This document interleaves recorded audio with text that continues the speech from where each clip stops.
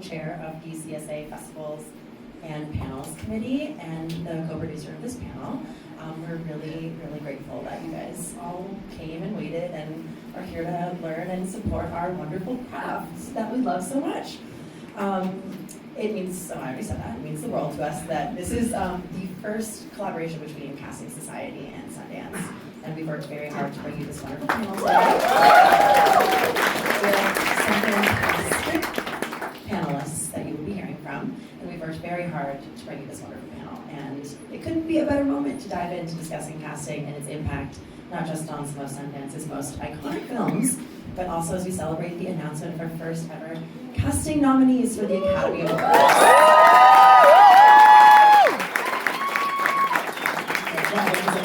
We love to see it. Now I'd like to introduce my co-chair of the Casting Society Festivals and Panels Committee, Erica Hart, who's going to take over moderating from here. Thanks,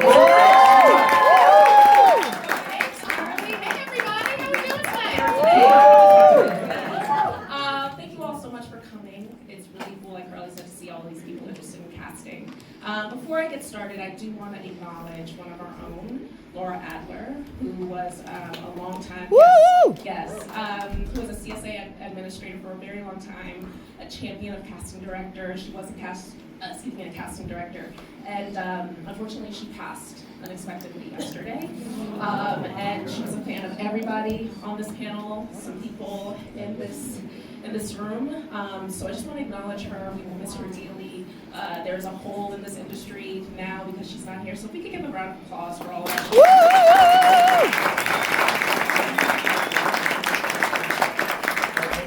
Thank you. So yes, I am here with some killers, some icons, some legends of casting. I'm honored to be on the stage today. We're going to dive into the art of indie film, of casting indie film. So, my wonderful panelists, if you don't mind, introducing yourself, maybe a few projects, maybe you have something at this festival, and a brief intro on how you got into this business. You want to start us off? Yeah, sorry. Oop, what do I do? I think you're good. Oh, it's on? No. Oh, cool, okay. No, please turn it off. Yeah, Oh, turn it okay, off. turn it on. Great, okay. Test. Yeah. Yay. Richard's trying to sabotage me. Okay, I'm Jessica Kelly.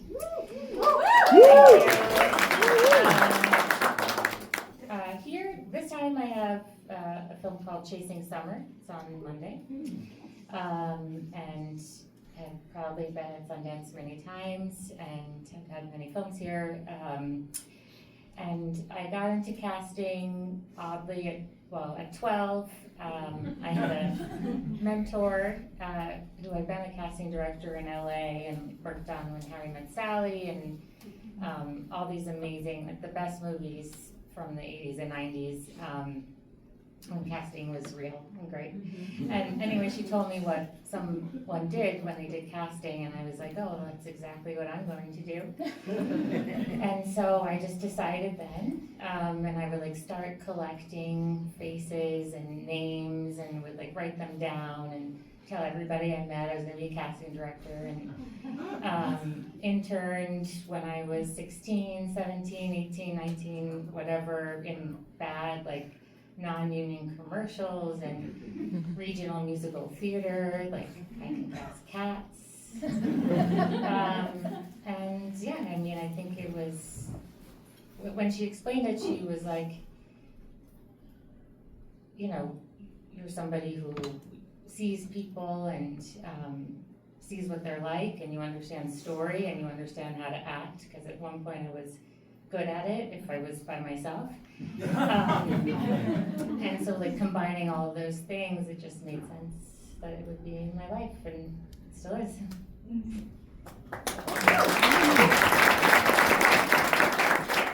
I'm Edie Velasco. Thank you. I don't know where the clicker is. Oh, okay, Edie Velasco. At the festival this year, I have one project that I cast 20 years ago in the Legacy Division, which is Half Nelson.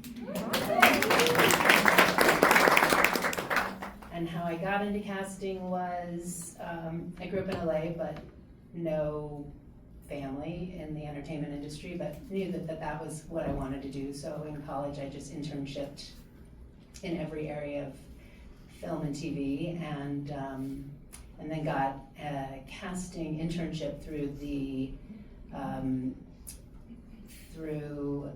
oh my God, Academy of Television Arts and Sciences. They have a student internship every summer, and I got the one in casting and worked with Mike Fenton, who is a giant casting director back in the day, and did that, and then he helped hook me up with my first casting assistant job after that, and just have been doing it ever since. Let's see, I'm Richard Hicks. I've been in casting, I don't know, 30 years, I think. I don't have anything at the festival this year. I've had a few things over the festival. I do cast for the Sundance Directors Lab, which is frankly my favorite job every year.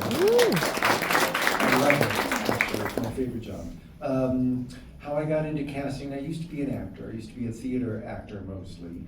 And I would be a reader at other casting people's auditions, trying to suck up to them and get a job. And I really enjoyed that because I got to act with people, but it wasn't my ass on the line, so I was relaxed and I was good, and then they were better, and it was a fun thing to feel successful at. And when a job came open, I segued into that, and I realized what I love most about acting is kind of looking into being close to someone who is doing something amazing in front of you, you know? And I got that joy as an actor when I was acting opposite people, and I get that joy as a casting person when I get to see somebody do something amazing right in front of me.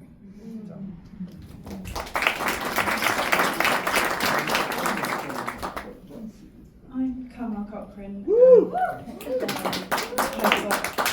2 films here. I've got The Incomer that played last night, and then Wicker that's on Saturday.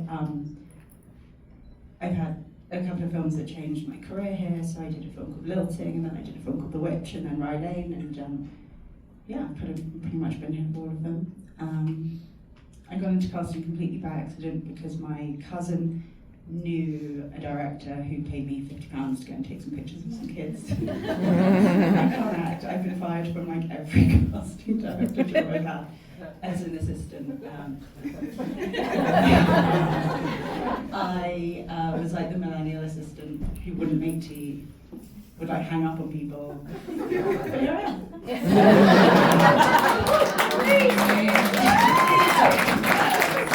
Thank you so much for taking us on that journey. Journey, we love. So just to start it off, I mean, you talked a little bit about projects that you've worked on that have screened here at Sundance, but what was your first project at Sundance? And maybe a little bit about the casting process of that film. Maybe we start with Carmel. We do it in Brian. Mine was Lilting. It was 2014. It was the first film that I'd ever been given control of, and I remember going to the interview, and they said, "Oh, we want you to cast the film." And I was like, "Why?" That's very British. Yeah.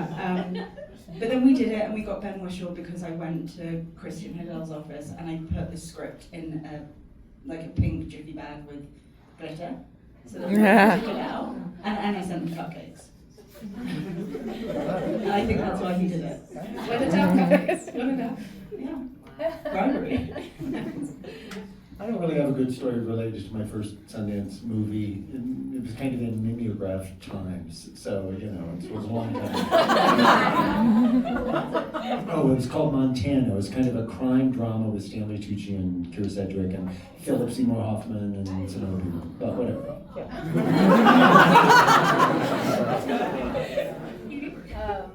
My first film that was at Sundance was Half Nelson, 20 years ago.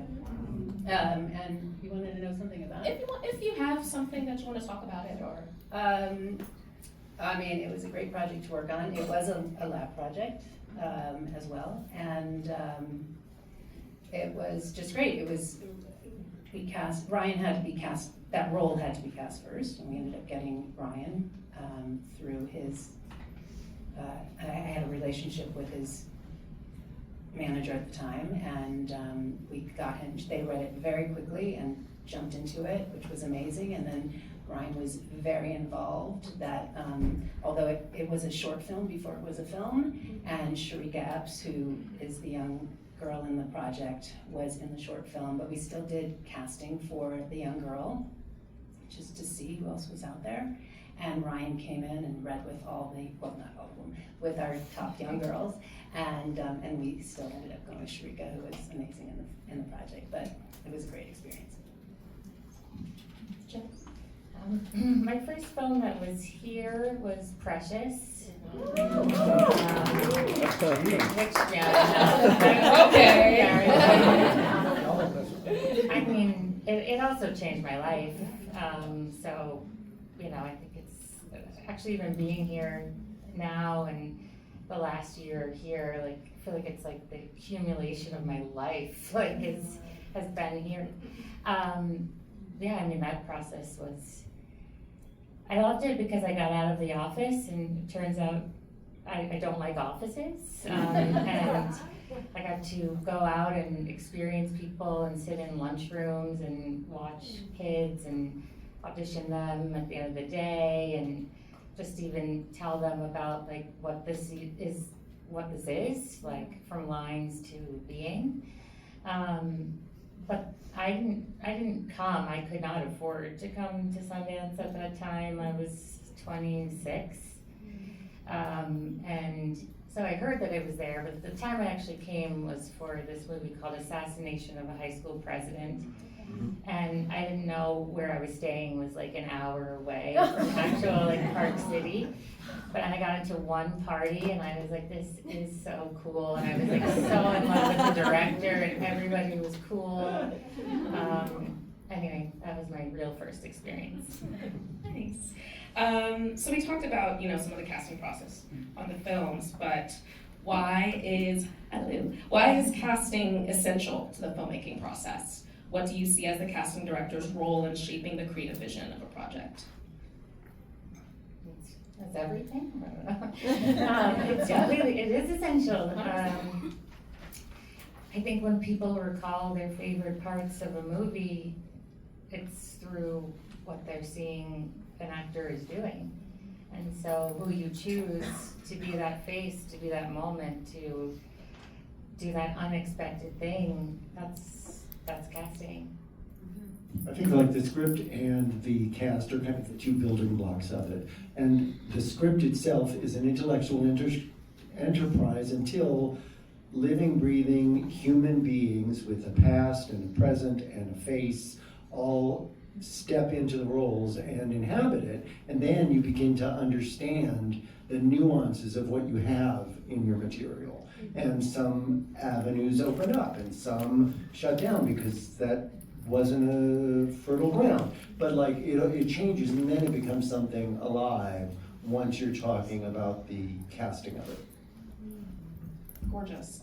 And because, like you said, casting is everything, casting is essential, and yet a lot of people don't understand what we do, you know, and Carmel, we were talking about this earlier this week. But because of that, there are a lot of misconceptions about casting. And so what are some of those misconceptions about casting that you see across our industry, be it actors or directors or producers?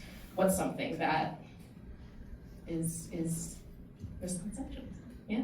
I mean, one would be that, I mean, and I think it has something to do with awards and stuff like that, is that people think that the actors are just there, the director or producers just found them, and that they didn't necessarily have a little help on the way. And sometimes that might be the case, but I think our role is pretty crucial in helping to bring these faces and these great actors in front of these filmmakers who they probably didn't know a lot of these people before the process began.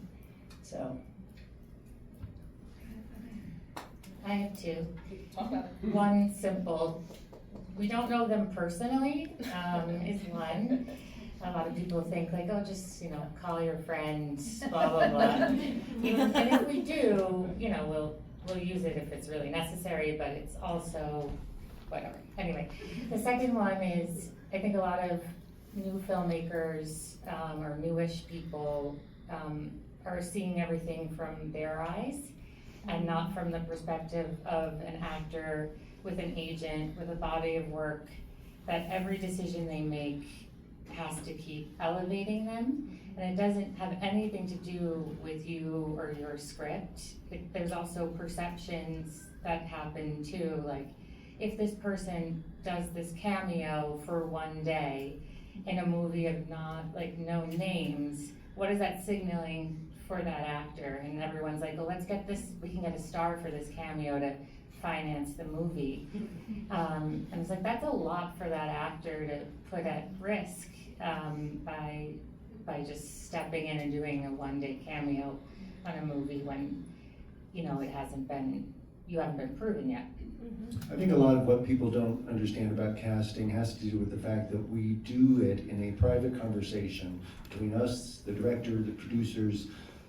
It's a very kind of intimate thing, and you also don't want to talk about the people who don't get the part because they were kind enough to participate in the exercise, So much of what we do happens behind a closed door that it's easy to assume that either nothing happened or somebody else did it, but we all have spent our lives trying to make what happened behind there a contributive, awesome thing.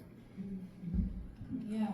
And Jess, you talked about, seeing it through their eyes. Richard, you talked about the closed door conversations. How do you balance your own creative vision with a director or producer?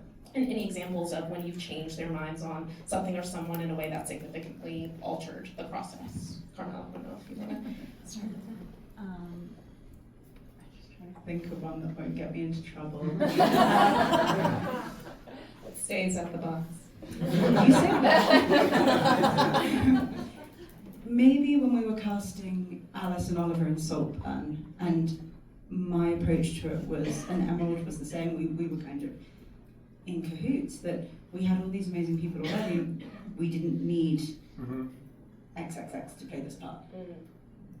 And the studio still made us go to XX, and then X, and but I'd seen Alice and Oliver at my home. We'd done a Zoom, it was COVID, and I remember Emerald saying to me, what makes you think this Irish girl that none of us have seen act before, who's a brunette, can play this part?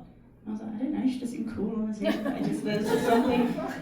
There was just something amazing about her. And then she came in and auditioned, and she was fantastic. Or to your point, when we were doing The Witch, Anya was like the second girl we saw. And Rob was like, you can't have got it right on day one. That's why they pay us money. Well, they can. They do now. But yeah, it was like 6 months of still looking. It's okay. Even though I knew. Day one. But yeah, we went through a process. Now we trust you. Yes, he does.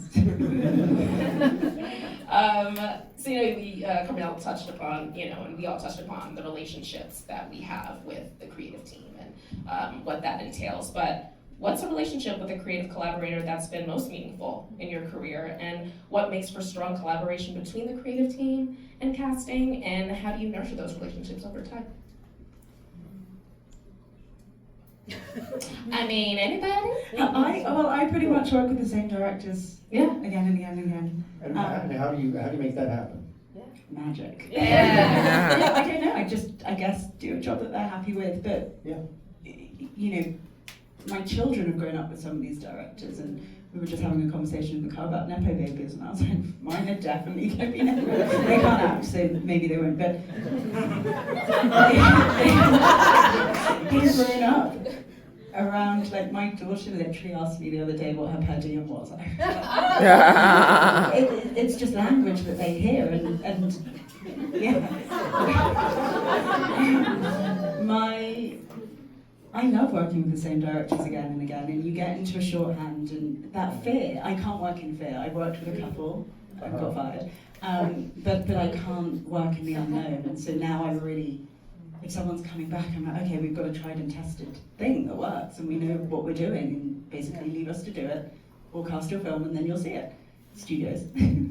We'll get to studios. Yeah, I mean, I've worked with a lot of first-time filmmakers, but I've worked in a bunch of projects where I didn't end up working on their next film, but I've certainly worked with a few filmmakers over and over again.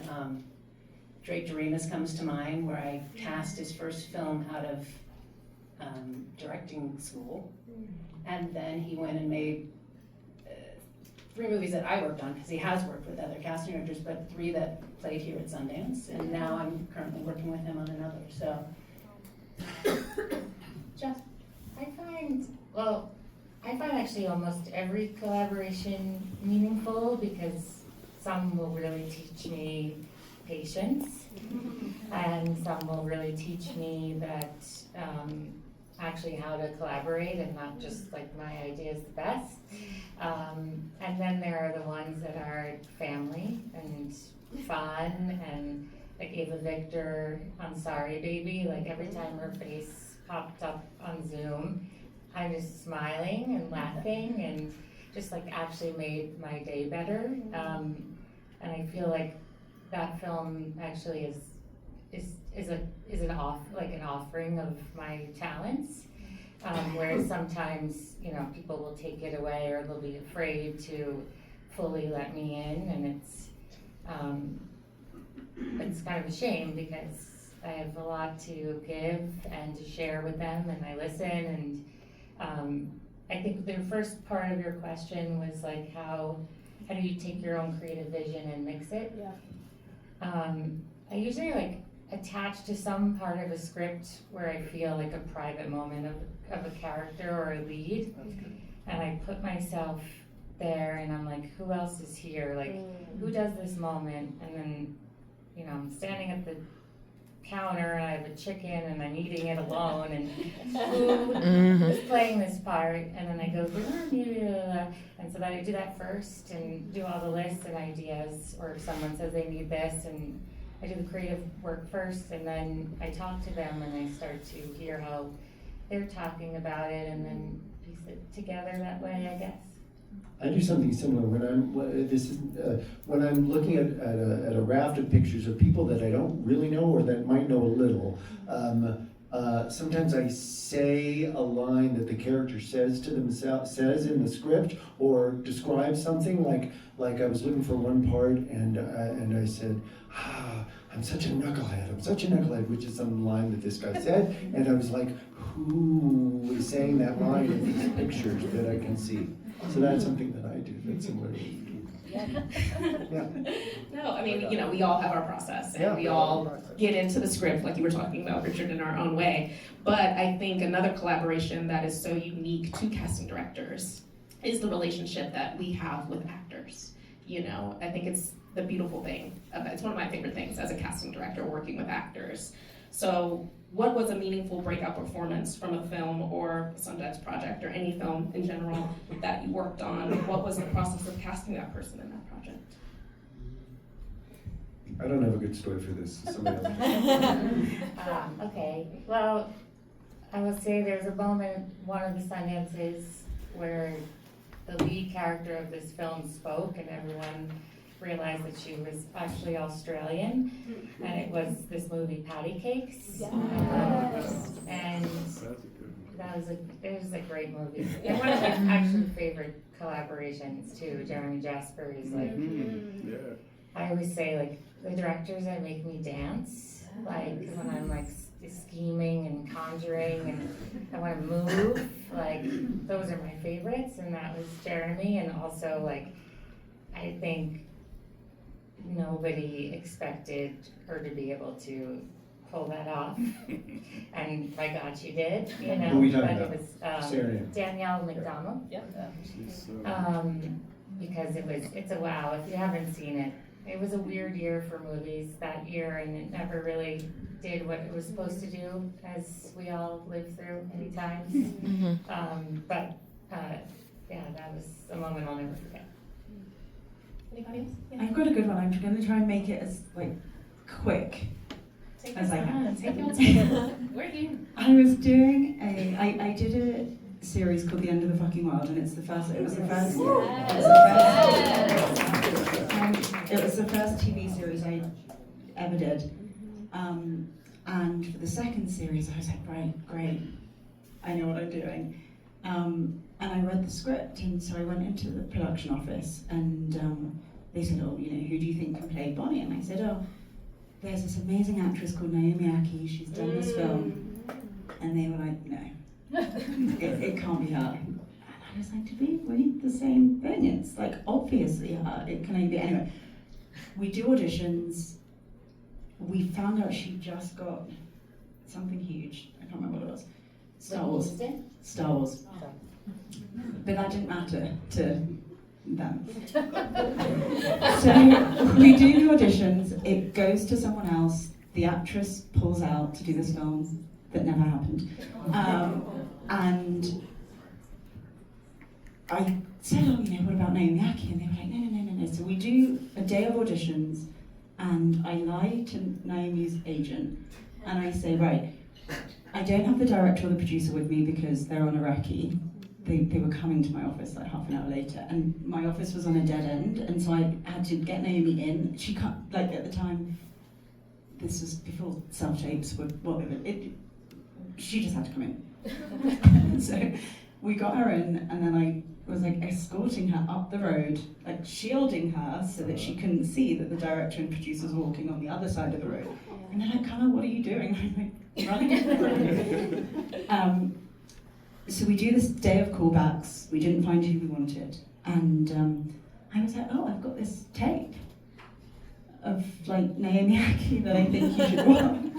They watched it and they were like, oh, let's get her back in. So we got her back in, and I had the sides up here, and I could not. She did her first take, and then I was basically smiling behind the sides, and the director was like, you can turn around. And she was like, you can say it. And I was like, I told you so. And then she got the part, and she won BAFTA. That's what I tell actors all the time, is we are your champions. If we believe in you, we want you to do well, and we will go above and beyond to make sure that you will be seen and hopefully get the part when we believe in you. So that was a beautiful story, Carmel. Richard and Edie, you have worked with many first-time directors at the Sundance Institute and throughout your career. What advice do you have for first-time filmmakers collaborating? It's all about collaborating with casting directors for perhaps the first time, or maybe they've done a film and never hired a casting director. What's some advice? Well, if you want. No, you go. Whatever. I'm not sure I'm going to say the most interesting thing, but what occurred to me just then was listen to us. We are here to help you. We are not here to be adversarial. What was I going to say? Oh, yes. A lot of time, first-time directors are scared to make a decision because it'll affect all the other casting decisions. Each living, breathing human that you cast has a particular values that contribute to the movie. There often isn't a perfect version, or there are many wonderful versions. It's like, which version of it do you want? Delaying a decision often doesn't serve. Make a decision so that you can create a world based on that reality, is what I'm trying to say. Yeah, to trust yourself, for Yeah. the filmmakers to trust themselves and to come in That's with better. their opinions and to know what they want, and we're here to just help facilitate what they're looking for and maybe look And outside do of your that best box. to try and be articulate about it, not just cause, but why, and come up with different angles why you think that person, why this character is this, or why. Just help us understand. Yeah, because we want to understand so that we can help you. Nice. Jess, you've cast 33 films that have screened at Oh my Sundance. God. Icon. Yes. How early? Remember when I thought I was 45? But that was actually just the age I was saying. 33. It's actually Icon. 33. Yeah. Yes, but nothing to laugh at. How early do you tend to begin on an independent film? And what does that development attachment period look like? How do you approach a project that might not have its budget, its financing, and that project is cast contingent on getting that financing? Yes. Well, to be honest, it's true pain. It's legit pain to be fully responsible for a film to happen or not, and to have people's dreams in your hands. So it means that if I'm doing it, and all of us are doing that, we have to see it. We have to just be like, okay, this movie has to be made. And then I go and I pretend I'm an adult and I call a big time agent and I'm like, hi, it's Jessica Kelly, I've cast 33 films.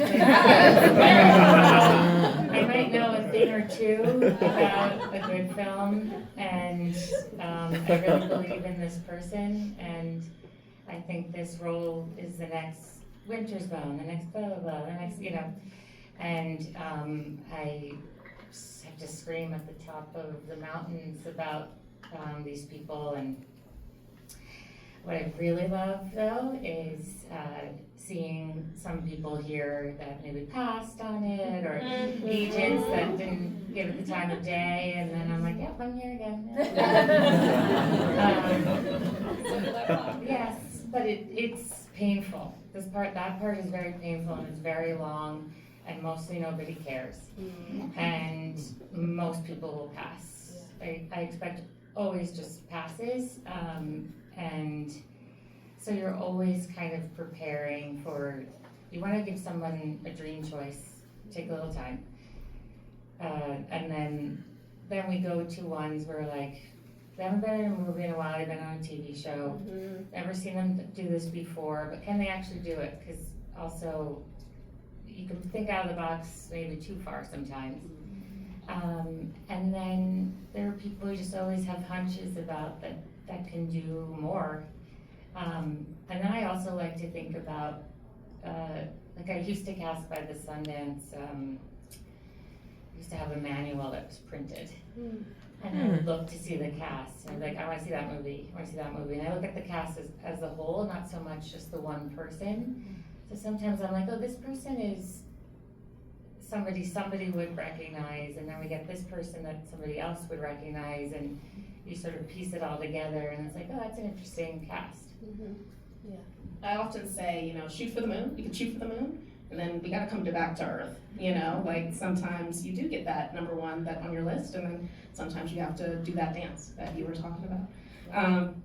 Carmel, you have cast so many big budget films, but also work on independent projects that you mentioned that are at the festival today, or this go around. How does casting for an indie film differ from casting on a larger studio project? And also, you have a specific lens of being a casting director in the UK. What's different or similar between the spaces of USA and UK? I think in terms of UK and USA, it's all pretty same. It's all getting quite global. I've seen people in here that I talk to nearly every day and, love. Yeah, so my method doesn't, but also my process doesn't change whether it's an indie or studio. That's probably why I get fired. I'm stupid. I know I'm learning. I guess with the studio stuff, you've just got to report a lot more. And tell them what you're doing and share what you're doing. Whereas with an indie, I'm just like, let me just get on with it, and then it happens.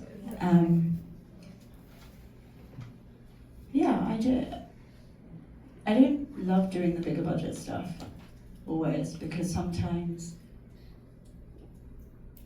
you don't know whether people are doing it for the money, or it just becomes far more complicated.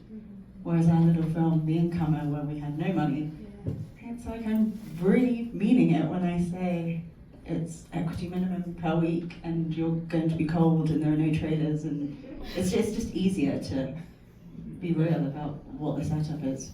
But when you're doing something that's like 180 million, and you're like, I can't give you £500 more a week. It's nonsense. Of course you can.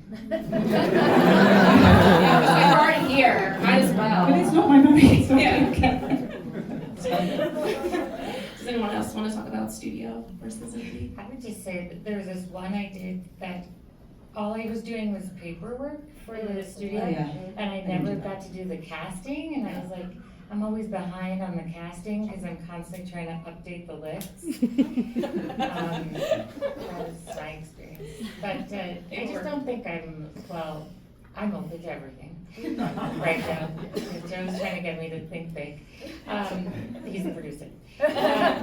Anyway, I'm open to everything, but it's like my taste is not mainstream, and so sometimes it's hard to know how to fit in that way. Thanks. Back on the indie side, Edie, you've cast iconic Sundance films. We talked about Half Nelson, that's screening, rescreening at this festival, 500 Days of Summer, Sorry to Bother You, so much, so many more. How has casting for films bound for Sundance that want to be at Sundance evolved over the course of your career? Well, I think everybody wants their You film can- to be at I think everybody wants their films to be at Sundance. I think that's, if they're given a choice, that's where they want to end up. I don't know that there, what's the question? How has casting evolved through your career? Have you seen any changes, anything different from casting Half Nelson to, casting today? Anything that sticks out that's different, or? I mean, not really. I mean, for me at least, it's always been about the same. You just want the best actors for the role. And especially in indies where you don't always have as much time as you would in a studio project, but it's really about just knocking on those doors and finding more people. When I've worked on projects that cast in a different country, and the casting director there said that they can't find any Americans to play these roles. And then I ended up going out there, and there's lots of Americans, you just have to find them working at the embassy, or the husbands or wives of other people, or they don't have to be actors to be able to hire them. So it's sometimes just working a little harder than or not even working harder, but doing your job to the best of your abilities to find the people that are best suited for the role. I mean, with Sorry to Bother You, it was a project that, like Richard, I've done the casting for the Sundance Institute for their labs and their reading series for 30 years. And Sorry to Bother You had gone through the labs. And it also went through the reading series, and it had 3 different actors playing the lead role. We cast, I don't know which was first, but the reading, and then that was with an actor who was supposed to star in the movie. He fell out, and we cast somebody else for the lab, and then cast Lakeith for the feature. So it was a process of casting these roles many times over the course of a year or 2. Nice. Which was fun too, to Yeah. see different people play the role. Yeah, cool. A lot has changed, since you've cast Half Nelson in this industry, the world, everything involved. Oh yeah. There's that little thing. thing. I forgot about that. But this is for the room. What do you see as the casting director's role in guiding conversations around inclusive and authentic representation in casting? How has that changed over the past 5 years, 10 years, 15 years? I mean, when I worked on Transparent, which is a TV series, was a TV series for Amazon, it was very important to the team that the supporting cast that we were putting into the project, everybody, if it was written for a specific identity or ethnicity or whatever, that was what we were going to cast. And I feel like prior to that on projects, that wasn't necessarily the case. But they were very, that was what they wanted to do, and I loved that aspect of working on that show. One thing I love about being a casting director now is I think casting people are kind of at the forefront of being at the fulcrum where the rubber meets the road and people get hired as examples of representation, that represent the community from which we're asked to believe they come from. And we have a lot of power in that moment. And I think we've become, as a community, more aware of it and are doing more than we have to make change, and I think that's only for good. No, thank you. Speaking of change, we had a big change happen, a historical change happen yesterday. And Richard, you were one of the key voices behind the long push for the Academy to recognize casting Oscar. And I also want to take this time to shout out the amazing work someone in this room did on Mighty Supreme, Jennifer Divinity, who is thank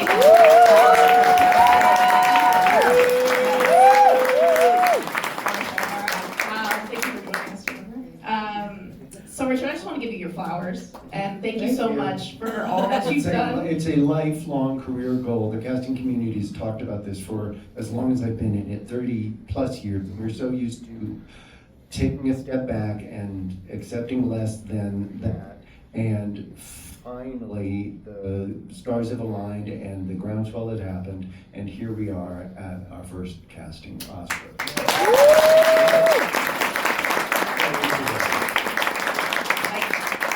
Again, from all of us, all of the casting community that's here, we just want to thank you so much, and all of the other governors for making that push. I'm one of 3 governors at the Motion Picture Academy, and all of the governors in the Academy had to, or not all of them, but we had to agree to do it, and they did, and we are so grateful. Yeah, we're grateful for you. Thank you. So to switch it back to casting, we have some writers here, we have some producers here, we have some directors here, but we might have some budding casting professionals here. What are some tips that you would give to a budding casting director that might think about coming over to this side of the industry? Anything that they should do? Anything that, they should think about? Any tips? Yeah, go. You're about to speak.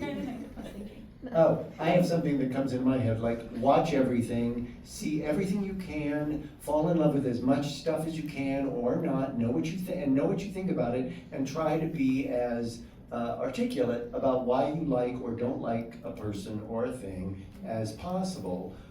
Most of the reason I have stayed in this business is because I'm enthusiastic. I don't think of myself as the best. I think of myself as just loving it, which guides you over the humps of all the hooey. So find something to fall in love with, or people to champion, or something. And I feel like that plus organization is a lot of what we do. Jess? I have 4 of my staff here somewhere. I think they would say, or you can ask them later, that you don't start off knowing it all, and you actually never know it all. And it's more fun not to know and to discover. But I say to them, or what they do well is they really listen and they absorb, and they don't have to be, center of everything. You take it in, you learn by other people, you learn by what directors want. Like, we are serving somebody else's vision, and you're a big part of it. But we aren't the star in that. We have to aid what they want. So I think there's a bit of humbling that has to start you off with, right? Sorry, guys. Edie, Carmel? Being organized, loving actors, and discovering actors. A casting director company that I worked with many years ago as an assistant and then an associate. I moved up through this company, but they were very clear. Every week we had a meeting and they said, go see theater, because this is where you're really going to discover actors that haven't had their opportunity to be seen yet. necessarily on the screen. So every week we were told to go do that, and I already was a theater fan, so I was all for it. But I think it's a great place to see actors that maybe haven't been seen before, and yes, just watching everything. And there's a million shows now and movies to view and to learn and to see. But I love good actors. I love working with actors to try to get them to get the part. I also think read a lot. I read a lot of books, so I love it when I've got people to have those conversations with, and just find cultural relevance. And if it's music, if it's art, if it's cooking, if it's gardening, all of those things are so useful, I find. Find a pocket. Yeah, love that. There might be some actors in this room as well. And since, you know, we have that special relationship with actors and things have changed over the last 5 years in the process of casting, what is an adjustment you frequently give in the room that actors can apply to their work at home, self-tapes, Zoom auditions, and maybe perhaps talk about a specific audition or self-tape you received that particularly stood out and why? Jess, I'll answer the second part first. I was casting Hereditary, and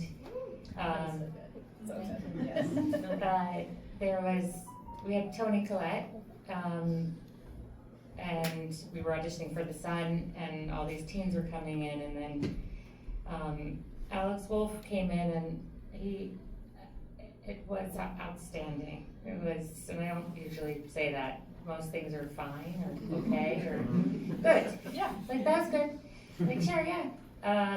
That was outstanding, and everyone's like, he looks nothing like Toni Collette, which is true. And I was like, but we can't go with something that's just fine, okay, good, because they look like Toni Collette. We have to figure it out. And anyway, we cast Gabriel Byrne, not only because he's great, but also really for me because I could fit that family together, and then everyone would stop thinking about it. And then honestly, once you're watching something in a film, it's kind of just telling you what something is, and I don't think people question it as much as we think they do. But do you remember what made it outstanding? Was there something specific, or it was just an innate quality he brought to the role?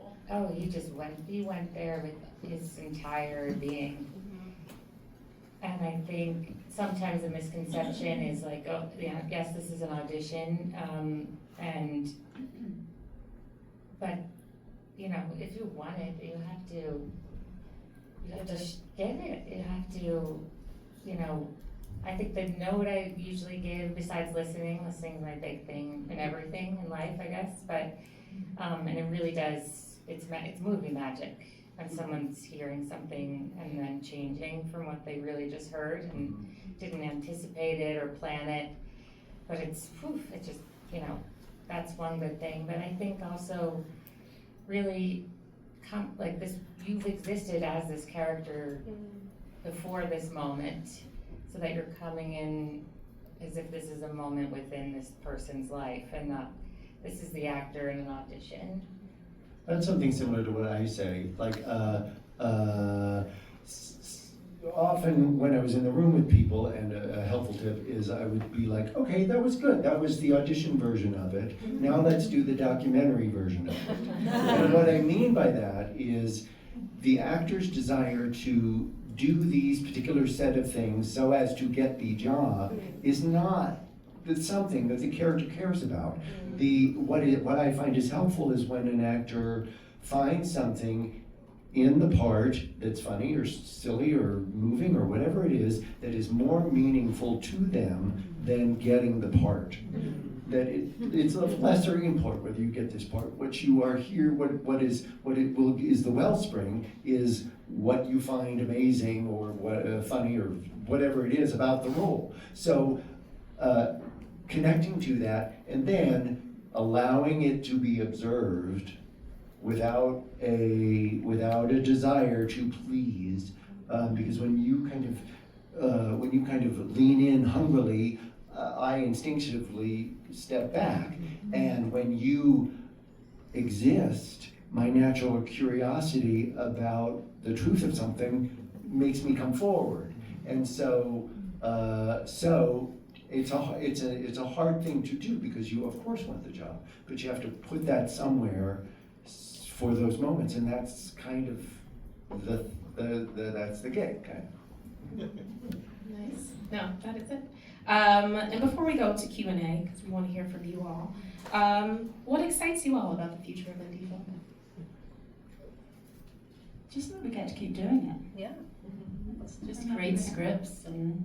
The world of people is almost endless, and to find new places where there's awesomeness that's going to exist, how cool. It's one of the great things I love about casting, because each movie is kind of its own world with its own needs and truths of the people in it, and you're kind of like a sociologist. You get to go, oh look, like I cast a movie that was shot in a maximum security prison in Indiana about 5 or 6 years ago, and Jeffrey Wright was the lead, and there were about 4 or 5 professional actors, and the rest were non-actors. And to go into there and to be honored actually by these incarcerated guys pretending something so as to make a movie.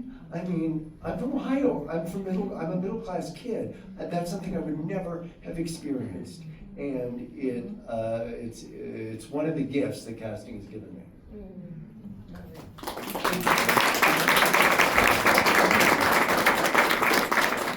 So, we want to hear from you. Any questions that we might have?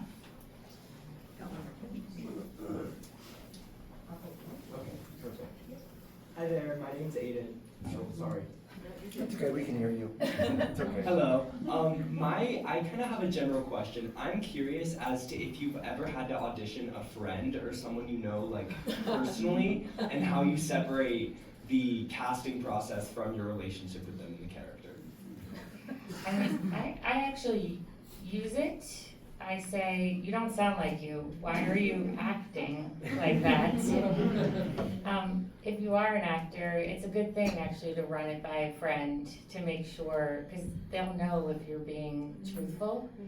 And that will always just help with whatever audition. Yes, you're playing a character, but there is something about the truth. So, but I keep my actor friends minimal. I don't have too many.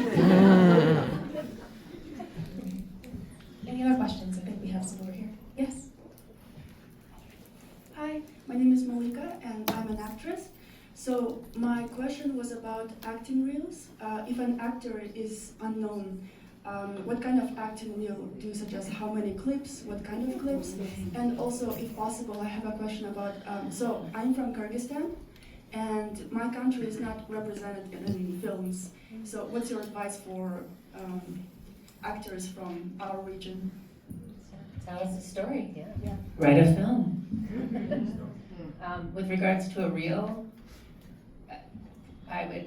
me personally, I just say put the best thing first, because if it's a long reel, I might not get to the end. So I want to see your best material at the beginning.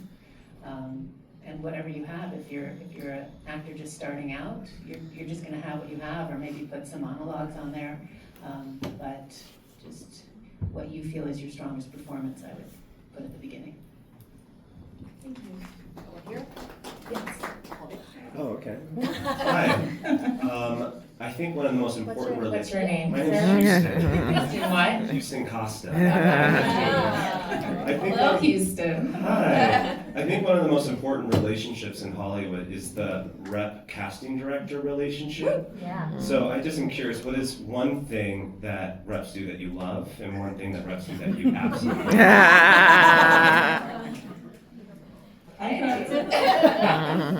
I love when they send me gifts. And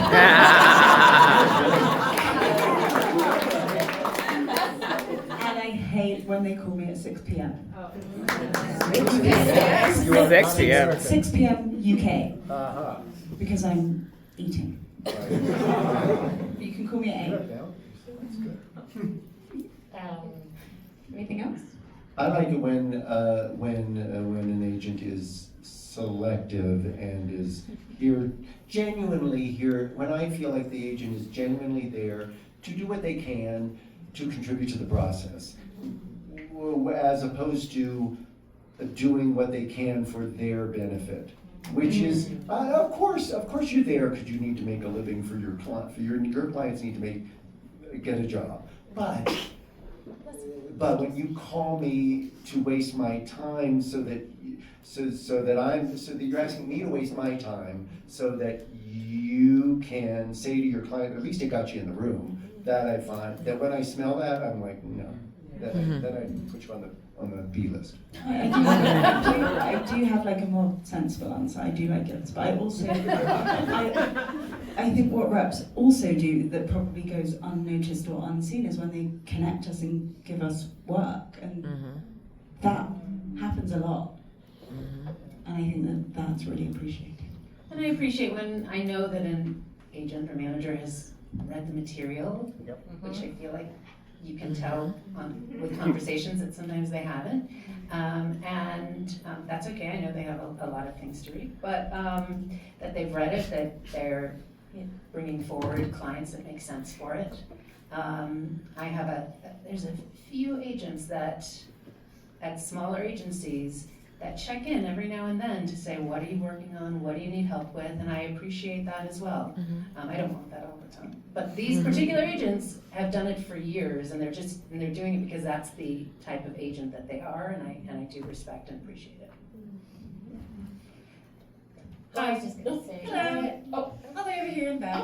Hi. Hi. Hey. Hey. Thank you all so much for being here, and again, congrats on the Oscar stuff. That's freaking phenom. Y'all deserve it. Hi. I'm just gonna wave. Can I stand up? Okay, I'll be brief. So my name is Alexis Baroni, and I had a question for you guys. How, especially because independent films are where a lot of actors and directors get their start, let's talk about the actors for a second. How do actors develop relationships with casting directors without being creepy? You know, because you're not trying to be VFX with those. But I don't need you to develop a relationship with me particularly. I need you to be amazing so that I am excited at the possibility of you doing something that I'm working on. And I think, just to chime in, because we have lost a lot of connection these last 5 years, I think there is a push for that connection, and personally, I've gotten a lot of actors reaching out asking to go to coffee, or to go to a museum, or to things like that. That's a little too much. You know what I mean? This is a business, right? And so like, sending your reel or sending your materials, we see that, you know? I don't need to look at a Tyrannosaurus Rex with anybody. So that's what I was saying. Also, it's not your name. When the rubber meets the road, when we're watching the tape of you in the part, and you schmoozing us to have coffee is pleasant, but it doesn't tell me that much about how good you're going to be when I have a script for you. I think we're bouncing. Yeah, bouncing. Yeah. Okay, hi, I'm Daniel. Thanks for everyone for being here. Hi, Daniel. Hi, Erica. I just wanted to, since we're recognizing casting directors' work with the Academy, I was wondering if there's a project you've seen recently, maybe that wasn't recognized by the Academy, like a TV show, film, play, anything where you wanted to shout out the casting that you thought they did a phenomenal job, or something that you recommend people check out. As a governor, I have opinions, but It doesn't have to be a film. I don't know. So what's the question? Just like if there's a particular project you've seen anywhere that you thought the casting was Anywhere? Yeah, like 2 weeks ago I was in New York and I saw this play, Liberation, with a whole bunch of women. Only one or two I really knew a little bit, but most of them were great and alive and like so invigorating to see fully expressive people on the stage in front of you. I loved it. James. You do? Okay. I can do it up. I'm James Dumont. Hello, good to see you. This is a question for myself and for my students, because we always kind of talk about the curation of the if there's a luxury, and I do mean it's a luxury, of a second take, how do you feel and where do you weigh in on those second takes? Because it's always, I mean, I spend maybe now an hour kind of working in the audition, but maybe 2 hours picking my take one, take two. And take one is always like, this is what I want to show you. But there's always something else different. I just want to hear on the other side of that, because I've been putting them out for 15 years going, if you may not look at it, I don't know. But I also talk to my students of going, if they didn't ask for one and you have an opportunity, you're not going to, if you can do something really interesting, I just want to hear your thoughts, that's all. I mean, if the takes, I mean, if the takes are, if there's gonna be more than one take, I wanna see 2 different performances, really. I mean, I wanna see some changes between the 2 so that I can see where you could bring me if we don't wanna go with that one. But I don't mind having 2 takes of, unless I'm specifically told to just show them one. I don't mind it. And as long as I'm seeing something different in the performances. In my current reality, for every role that I put out on Breakdown, let's say it's a female 20s. I have 6,000 submissions, and then if it shoots in Canada, I have another 3,000 from London. So then that's 9,000 people, and then I'm selective-ish, and 1,000 takes are selected. So that first moment of that first take has to wake me up. Essentially, I'm probably watching it at like 3 a.m. I'm really never sleeping anymore because of the influx. I mean, it's the positive of this time and age of everything being able to, be seen. Like if I was to see it in person, I would have seen 10, and now I'm seeing 1,000. So I think no matter what you put up there, just as long as that first one, that person is there, they're present, and something's happening, and not sort of starting a take on a negative energy, if that makes sense, like on a lower backwards one, something that's gonna be very present, wherever you are, James. You were here, but I didn't. Okay, thank you. Also, yeah, if there's when we view it, sometimes they don't come up in the order that you put it in. So I might be seeing the second take first, and if you're not as proud of the second take as you are of the first, then maybe just put up the one. Yeah, sometimes that happens on Actors Access where the order is, but still, what I'm throwing you is what I want to do. Yeah. Any tips for directors and producers in the room, about looking at self-tapes if being in the room is not an option? Or even if being in the room is the option, if they've never been in a room with an actor before, any insight, any tips about running auditions and looking through auditions? Yeah, I mean, I always just say, like, they haven't had the benefit of you, me, a full script, like, give it a little bit of grace. And just, there's something, anything that strikes you that feels that person's interesting, or just something about them, just tell me. And then I can do another round with them, and then we bring them to you, but don't, discount all the things they just may not know. Don't you assume that what they're doing is the only thing that they can do. Like when I watch tapes, I kind of watch how close are they to what I think the director's gonna want, and what kind of actor am I looking at? Am I looking at an actor who has rooms of possibility that allow me to believe that with direction they'd get somewhere else, or not? Or and directors, you can also look at actors going, what kind of actor do I think I'm looking at? Am I looking at somebody who'll only do what I tell them, or am I looking at somebody who's gonna walk with me through the creative process to do something really interesting? We do quite a lot in person, and recently there was a director who was giving notes, and I was like, none of these notes make any sense. And I suggested that he go and do an acting class. And he did. Because he just couldn't talk to people. Yes. He had no... That's great. Learn to talk to actors, yeah. For the Sundance Directors Labs, that they have the directors do is they take an acting class right before, so that they have the skills. vocabulary to Vocabulary, speak to that's them. right. And also know not to then humiliate people and make them It's feel a level of empathy Yeah, yeah. that you then learn by being in that position with everyone looking at you doing a scene. It's like, oh, now I get it. you Yeah. know? Any questions on this side? That one here. Hello, my name is Casey, and I just had a question about, going back to what you said, Jessica, from, looking at maybe 9,000, 10,000 submissions for a role. What do you think the outlook kind of is on opportunity for discovery actors or new up-and-coming actors in maybe the US and Hollywood, traditional LA, versus like maybe a London, UK? What's the outlook and kind of your vision of what's out there for people? Well, at least in my opinion, it's a better outlook because I'm looking. Yeah. I feel like if people hire me for my thing, then I'm responsible. I don't take it lightly. Like, I will watch everything. I will look through everything. I really think I have better time management than I do.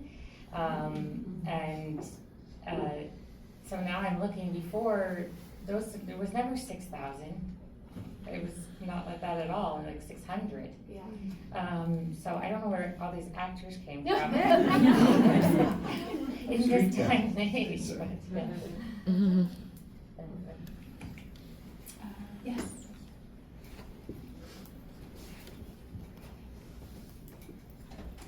Hi, I'm Jill Adler.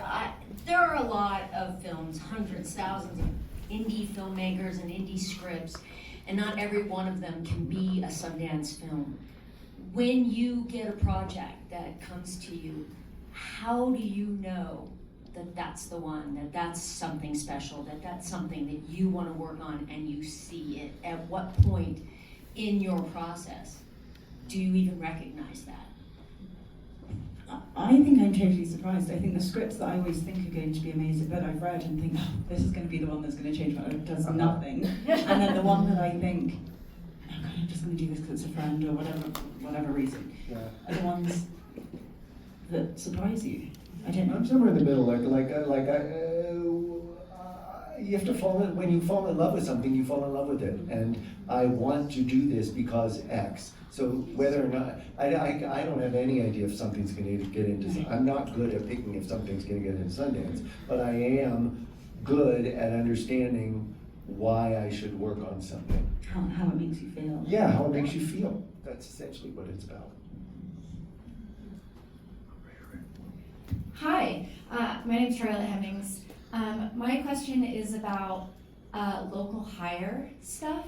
Because of this globalization with self-tapes and submitting to different regions, and I split my time between the US and the UK, how do you feel about actors saying they're local?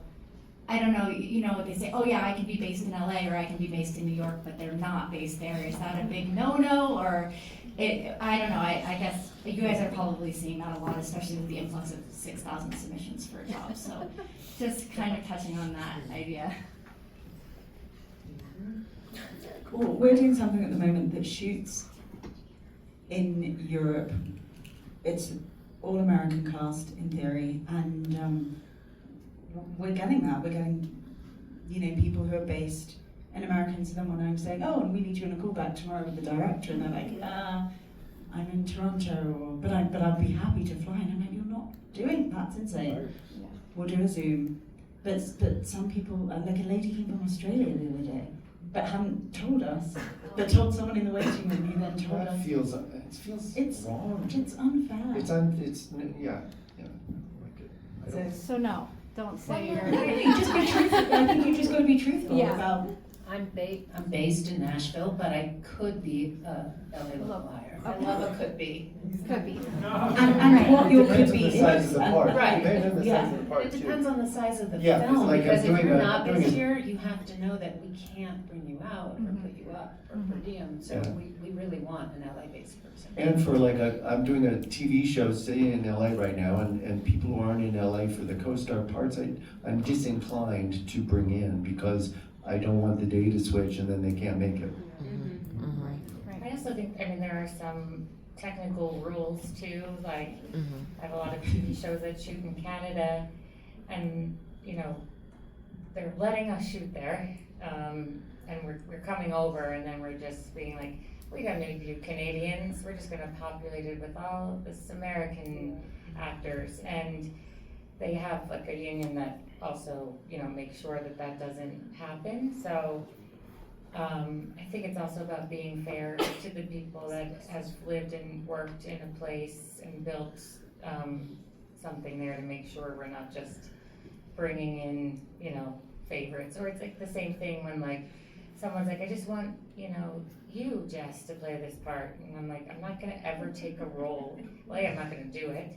Ever take a role from an actor. So, you know, I think just being mindful of, if that's really a truth, that's great. Yeah. Anybody over here? I think we are. Oh, okay, sorry. Hi guys, I'm Sierra. My first question is, what story would you each like to tell? I'm just curious, if you haven't told it already. And then, what is your favorite platform, TV, film, and if you cast for theater, that as well, and why, for the story and the platform?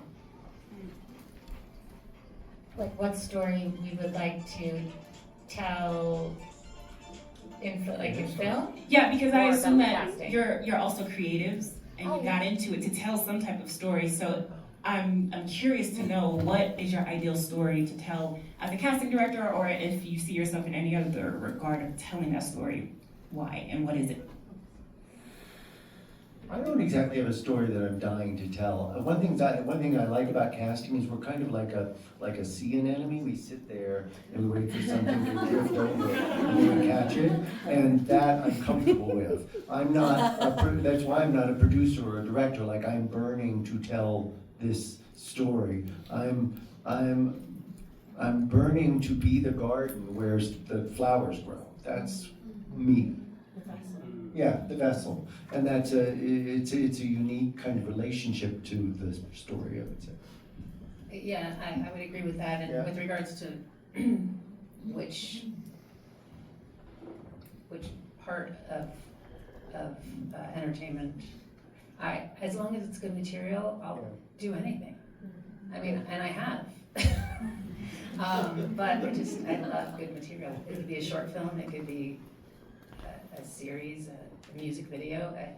I just like working with good people and good material. I like, or I'd want to make, or I'd want to be part of something that was a big, large, universal question that's told in a small way.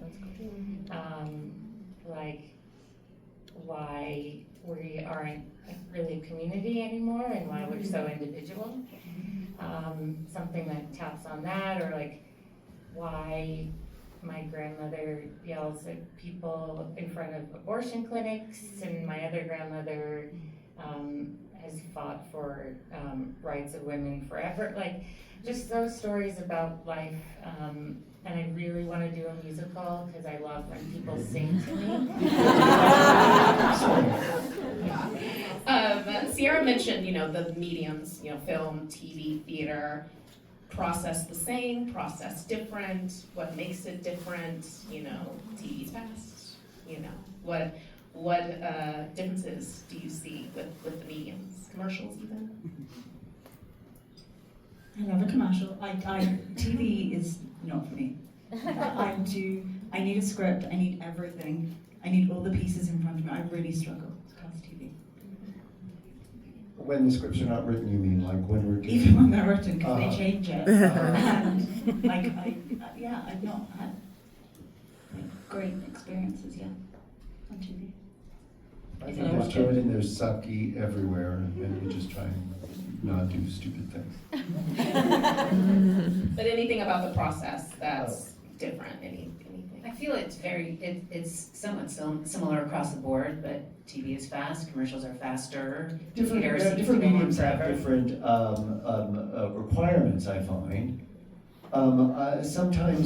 Sometimes what you need for a movie is so specific that it's fine to cast a non-professional because you need them for this exact thing. When you're casting a series regular, you need somebody who may not be as deep in that area, but is able to give you more, is able to sustain something for a longer period of time, et cetera, et cetera. Sometimes with television series, I find it's helpful if there's like an accessibility to that person. That's what I got. Yeah, maybe 2 more questions. Hi, my name is Avery. I'm an actress. I'm so fascinated to hear about your own process, though, starting a project and learning about these characters that you guys are going to then bring to life by casting. And also, how often are you guys surprised by what an actor brings into the room by maybe that wasn't what you were originally expecting or looking for in a character? Hey, you asked that question really well. Like, you're very succinct, you're nervous, came out very easily. I don't even remember what it was. The delivery. Yeah, just The watching delivery. it.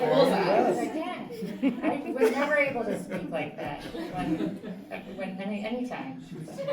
So what's the question again? Take two. Your own process, like on the other side, I have my technique, but what is your technique to start learning these characters that you're then going to bring to life with casting, and how often does an actor surprise you in the room that it wasn't what you were originally expecting for the character?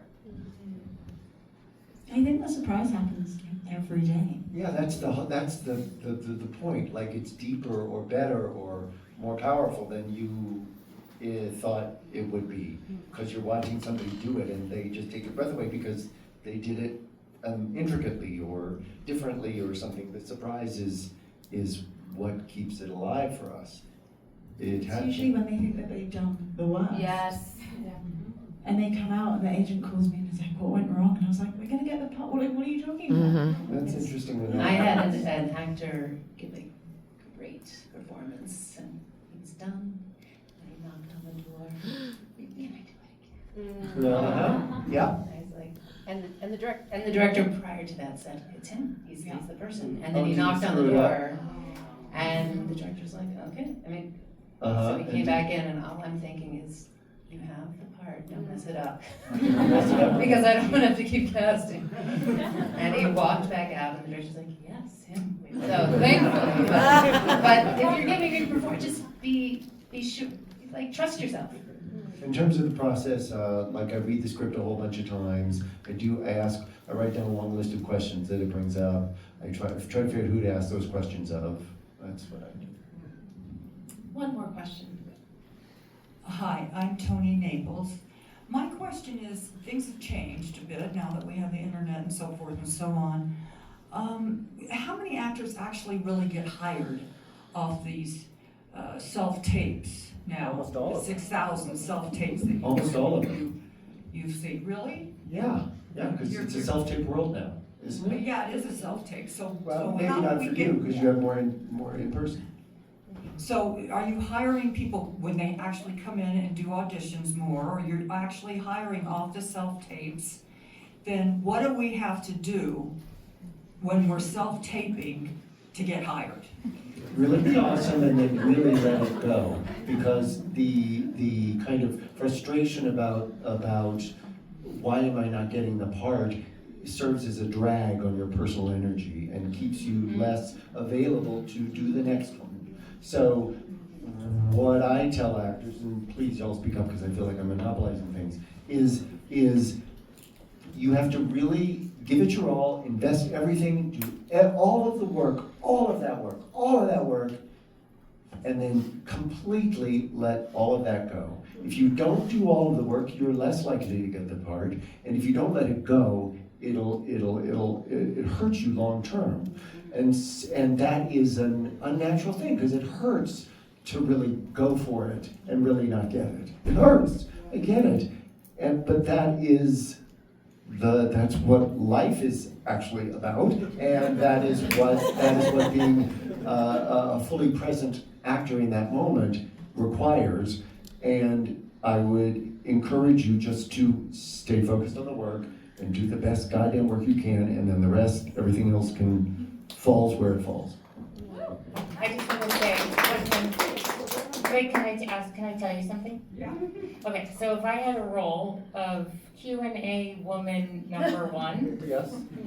I would cast you because if you brought your own distinct personality, came right through. You're like, how do I get this? And so that's essentially you. You gave us a bit of you. And you're wearing a hot pink hat. And that's how we see you stand out because it's you. It's like you ask your friends, like, what's interesting about me? And you lead with your strengths and you show us in the sea of things. So what I'm hearing.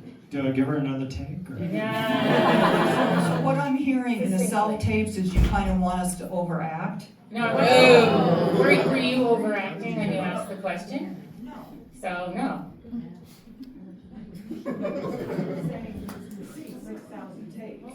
I'm seeing a distinct person. That's it. I'm seeing you and you're standing out, so I would cast you. What keeps me from caring about most of the tapes that we watch is because I feel like I'm getting a copy of what somebody thinks I'm gonna want, or a copy of what they think how a scene like that is read, or that moment is supposed to go, as opposed to it coming from inside an authentic, real person. And once I smell that you're not capable of really showing me yourself, then I discount it. When my attention is grabbed, when I think I'm looking at something authentic. That's the word. Yeah, no acting. I want acting.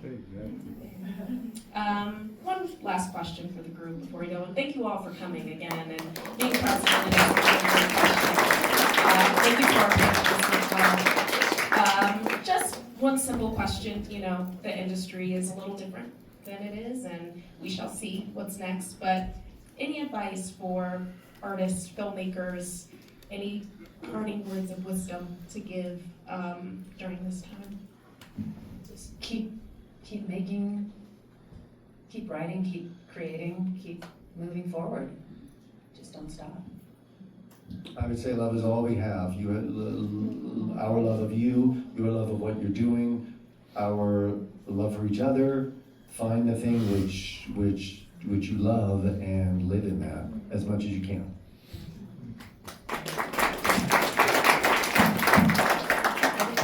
I would say it's entertainment, right? That's the word. So remind yourself of that, and that requires some sort of joy. And also, it's not the only thing in the world. Is your project or this job or your relationship in it or your power.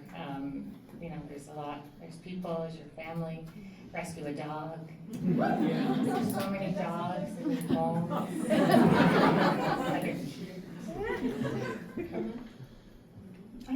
Just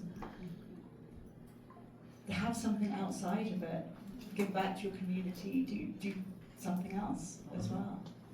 You can't make this your. I definitely don't make this my life. And your work is better for it. Well, yeah.